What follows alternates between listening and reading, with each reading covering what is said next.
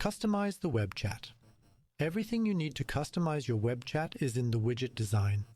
You can enter the web chat title in the display text section. You can find it at the top, and it can be used, for example, as chat, support, or inquiry, depending on what you want to use this channel for. If you would like to greet your visitors with a welcome message in the web chat, enter it here. Choose a name for sender name that will be shown when messages are sent back to the visitor. All changes are only applied after saving. Let's move on to the colors. You have many options for customizing the web chat. You can simply enter English color names, for example blue and white, or use hex color codes. Just enter the names or color codes in the individual fields. You can also use the background accent color to adjust the background of the chat icon, and the accent font color is used for the colors in the speech bubble. You can choose between light and dark to influence the appearance of the chat.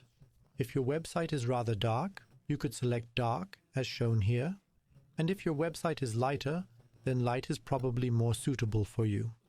If the color adjustments are not sufficient for you, you can also select user-defined and thus adjust the background of the chat text, the frames of the input fields, text background, and font colors. Here are a few examples to show you what it might look like. In the Position and Size section, under Widget Position, you can choose whether the web chat should be displayed on the left or right of the website. If the web chat overlaps something, you have the option of using the horizontal distance and vertical distance to move the web chat from the edge to the center.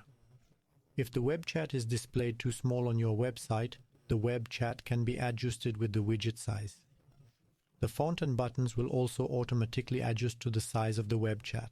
Now you can design the web chat at your convenience. To integrate the web chat into your website, please watch this video.